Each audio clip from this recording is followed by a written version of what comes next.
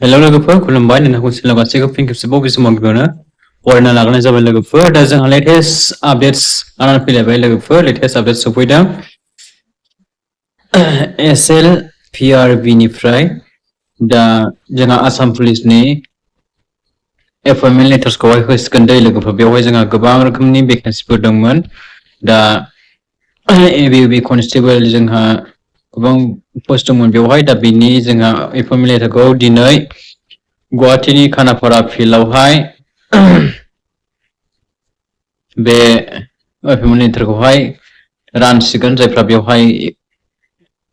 नोंथांमोना क्वालिफाइड जानानै दंमोन नोंथांमोना दिनै एपइन्टमेन्ट लेटारखौ लायबानो जाबाय 11 PM आव रानगोन बेखौ जों दा अफिसियेल नटिस बारा गोबाव खालामा जोङो दा अफिसियेल नटिसआ जाहैबाय जोंना नैबे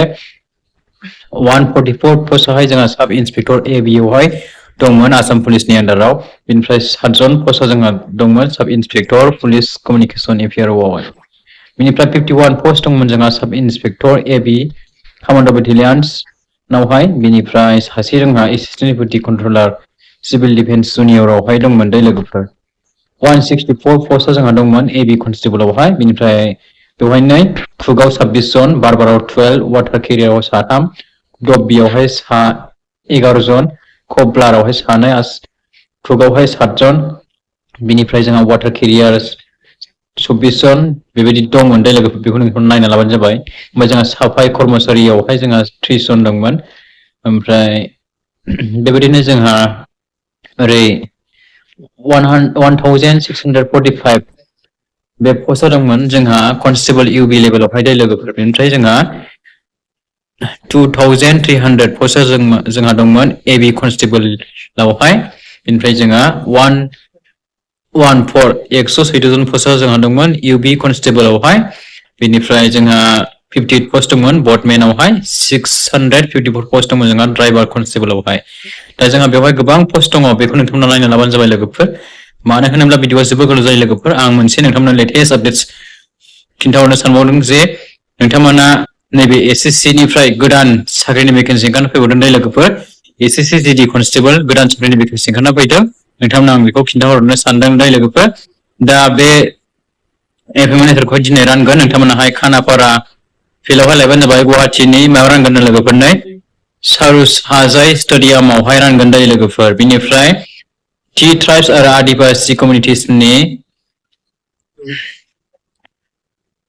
3 ट्राइब्स आरो आदिबासिफोराहाय बे नैबे 8 तारिख डिसेम्बरावहाय बिथांमोना थांनांगोन जाहैबाय सेरेमनि खुंगोन बेवहाय एपइन्टमेन्ट लेटार राननायनि दा बिथांमोनहा 3% सुबुंफोरा थांनांगोन जाहैबाय बेवहाय दा जोङो लोगोफोर बेखौ मिन्थि मोनबाय लोगोफोर दिनै एपइन्टमेन्ट लेटारखौ नोंथांमोना जायबा क्वालिफाइड जाबाय नोंथांमोना लायनो हासिगोन लोगोफोर दानिया फैदो लोगोफोर जोङो SSC नि गोदानैहाय फैनाय जोंहा अफिसियेलि जोंहा साख्रिनि भेकेन्सिफोरा बेसेबां दङ जों बेखौ गुवारै नायनोसै दै लोगोफोर स' दायो लोगोफोर जोङो SSC नि अफिसियेल साइडआव फैबाय दानिया नोंथांमोनहा बे नटिसखौ नायबानो जाबाय नै कनस्टेबल GD आवहाय जोंहा सेन्ट्रेल आर्म पुलिस फर्स बेनिफ्राय SSF दं राइफल्समेन GD दङ दा बेवहाय अफिसियेल नटिस फैदों जों भेकेन्सिफोरखौ नायगोन बेसेबां बुरजा भेकेन्सि दा बेनि फार्स्टआवनो नाय लोगोफोर जोंना अनलाइन एप्लाइआहाय डिसेम्बर मासनिफ्राय जाजेनदों बेनिफ्राय जोंहा लास्ट डेटआहाय मालासिम थागोन होनब्ला लोगोफोर अनलाइन एप्लाइआहाय जोंहा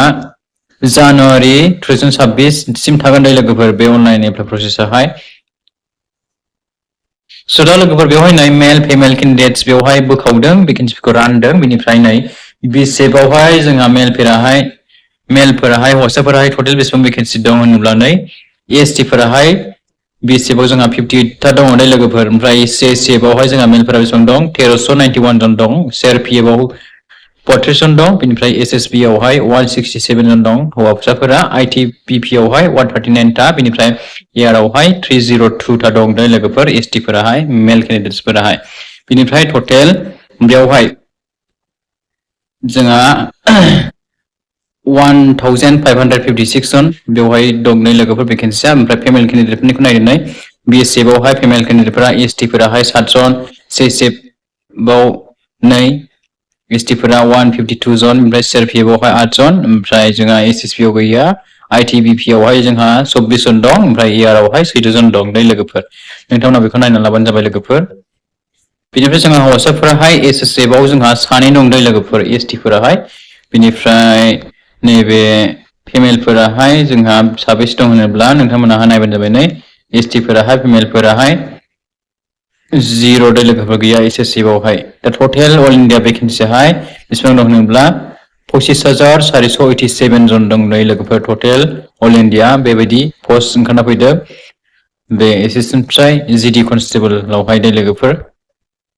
बेनिफ्राय नोंथांमोननि बैसो जानाया लोगोफोर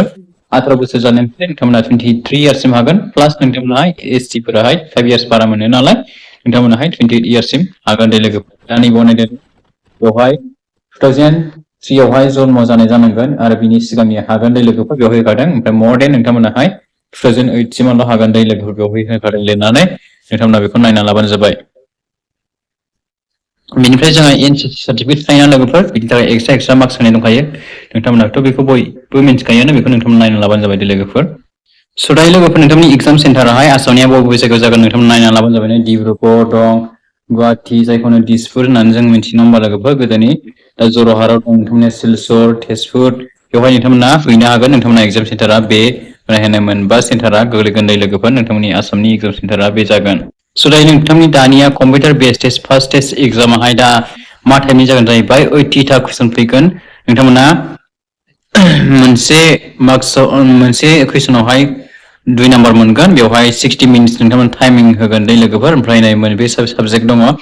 मोनब्रै साबजेक्ट दङ नोंथांमोना नायना लाबानो जाबाय बे साबजेक्टखौहाय स' कम्पिउटार बेस्ड टेस्ट एग्जाम जोबखांनायनि उनाव दानिया नोंथांमोननिहाय रेस रानिं दं दै लोगोफोर फिजिकेल एफिसिएन्सि टेस्ट होनो जायखौ जोङो दा मेलफोराहाय नै 5 किल'मिटार इन 24 मिनिट्स आवहाय नोंथांमोना 5 किल'मिटार रानिं खालामनांगोन बिनिफ्राय फेमेलफोराहाय 1.6 किल'मिटार 8 मिनिट्स उनावहाय नोंथांमोना रानिं खालामनांगोन बिनिफ्राय नै बेवहाय स' दायो नोंथांमोननि फिजिकेल एफिसिएन्सि टेस्ट जोबखांनायनि उनाव फिजिकेल स्टेन्डार्ड टेस्ट दंबावो PST हाइट नोंथांमोननि मेलफोरनिया 170 सेन्टिमिटार जानांगोन ओमफ्राय फेमेलफोरनियाहाय 157 cm जानांगोन दै लोगोफोर दा बेनिफ्राय नोंथांमोननि एग्जामावहाय 0.25 मार्क्स नेगेटिभ मार्किं दं दै लोगोफोर मानि नोंथांमोना मोनब्रै हायाब्ला 1 मार्क दाननाय जागोन बेखौहाय बुंदों बिथांमोनाहाय दा नेगेटिभ मार्किं दं नोंथांमोना हानायखौ लिर हायिखौ लिरनो नाङा दै लोगोफोर दा बेनिमोन लोगोफोर लेटेस्ट आपडेटआहाय नोंथांमोना मिन्थिबाय दै लोगोफोर बेनिफ्राय नोंथांमोननि बेवहाय एप्लिकेसन फिसबो दंमोन जानांगौ नोंथांमोनाहाय अनलाइन खालामब्लानो नोंथांमोना मिन्थिखागोन लोगोफोर एप्लिकेसन फिस लायो ना लाया दा बेवहाय लिरनायथ' गैयामोन लोगोफोर दा नोंथांमोना भिडिअखौ लोगोफोरनो शेयार खालामना होलायदो दा बेवहाय जोंहा SSC GD कनस्टेबलनिफ्राय गोबां बुरजा पस्ट भेकेन्सि ओंखारना फैदों दा नोंथांमोना भिडिअखौ लोगोफोरनो हाजासे शेयार खालामदो बिनि उनाव नोंथांमोनाहाय सोरबाफोर चेनेलाव गोदान फैफिन दंब्ला दासिमबो चेनेलखौ साबस्क्राइब खालामनानै लाजोबलायाखैब्ला नोंथांमोना चेनेलखौ साबस्क्राइब खालामनानै लाजोबलायग्रोबानो जाबाय दे लोगोफोर नोंथांमोना जाहाथे बेबायदिनो फिउचारावबो गोदान गोदान लेटेस्ट इम्परटेन्ट आपडेट्सफोर मोनलांबाय थानो हायो बे डिजिटेल आपडेट इउटुब चेनेलनि गेजेरजोंहाय स' लोगोफोर बिदिब्ला आं दिनैनि भिडिअखौ एसेखिनियाव फोजोबबाय thank you for watching see you again take care